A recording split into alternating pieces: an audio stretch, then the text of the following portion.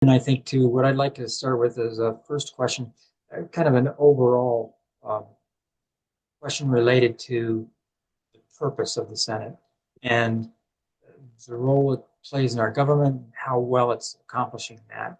Um, right now, we have a president um, who sees it as his role to do much as he pleases, um, and and I wonder whether you think that Congress can do or is doing all it can um, to play the role that it should play as the founders intended in a three branches of government.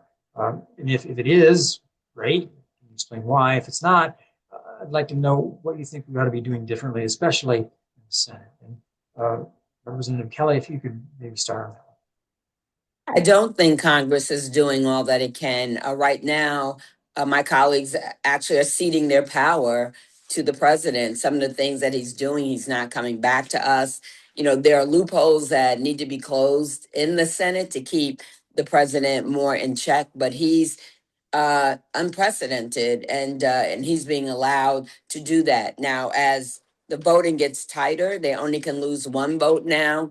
It's going to be harder and harder, for him to do that. But uh, yeah, I just think that we have to tighten loopholes. We cannot give up our power, and that's exactly what has happened in this last year since Donald Trump has been president again, and the Democrats aren't in charge, but we are taking our message out to the people. And I think that's why, about affordability, about health care, we were able to get 17 Republicans to join with us on the ACA. Frankly, Epstein, we were able to get almost everybody to join with us. So we have to make sure we're still taking our message out to everyday people so they know what's going on. And then they're our partners in putting the pressure on legislators to pass the bills that need to be passed or vote on the bills that need to be voted on. And the same thing needs to happen in the Senate.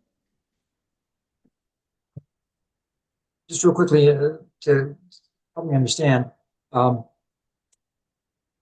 I'm interested also in the nature of the Senate. Is there something that's going on now that I think the public, a little bit of what I'm hearing you say is, well, Democrats just need to get back in charge, and then we can control things. Uh, and and I wonder if that's really what you mean, or if there's something that is in the nature of what Congress does as it relates to the president and the Supreme Court. Uh, how Sure. should the Senate be acting to make sure that all three are truly balanced Well, parties? as you know, the Senate approves judges and things that we don't approve. And I think they haven't done a good job in approving who's gone to the Supreme Court, who have just been federal judges. A lot of them have just been rubber stamped.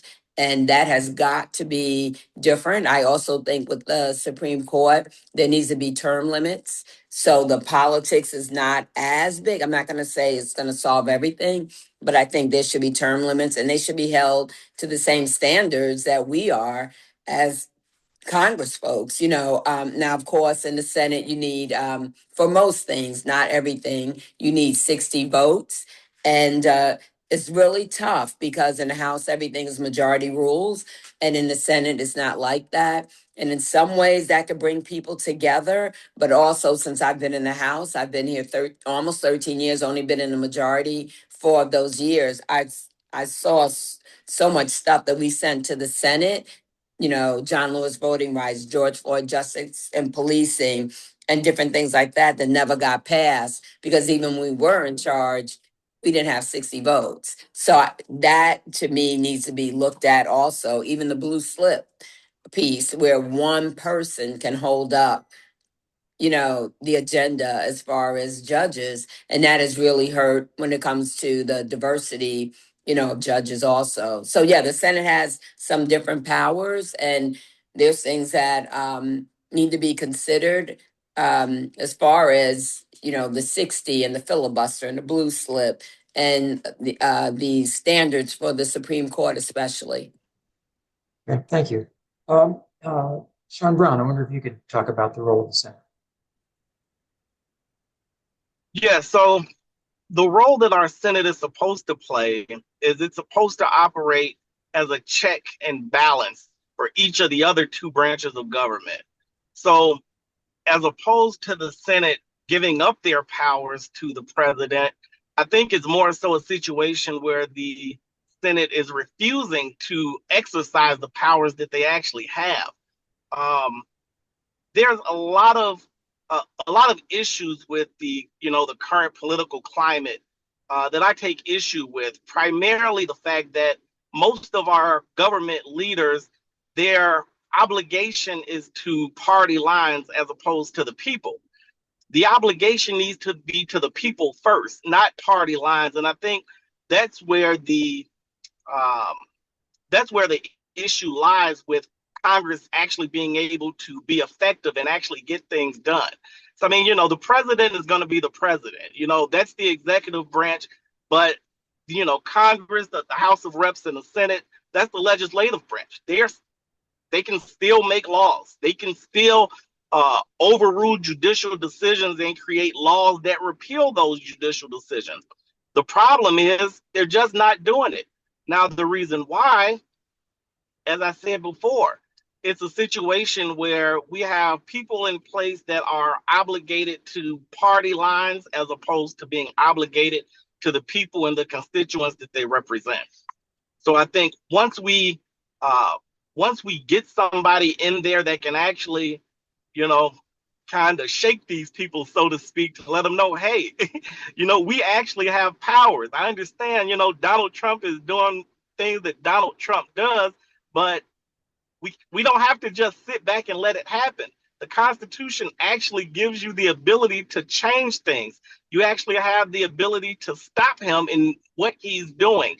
You actually have the ability to pass laws that can implement real and effective change.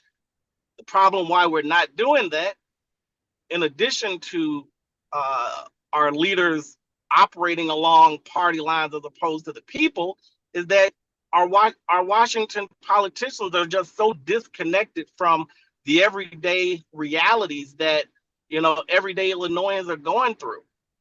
I mean, there are as a former prosecutor, I've seen so many laws that they hurt law-abiding citizens as opposed to individuals that commit crimes, and that's not the nature of the spirit of the law.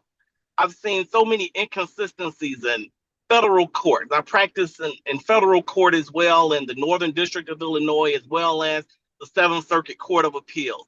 And I see issues there with, the federal laws bringing about inconsistent results and hurting people when it's really not the spirit of the law to hurt people that abide by the law.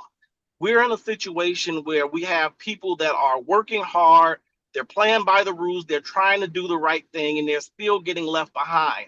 And our current leaders in Washington are turning a blind eye to those folk and not doing what needs to be done, not doing or exercising the powers that were granted to them under the Constitution to actually make legislative effective change. Okay, thank you.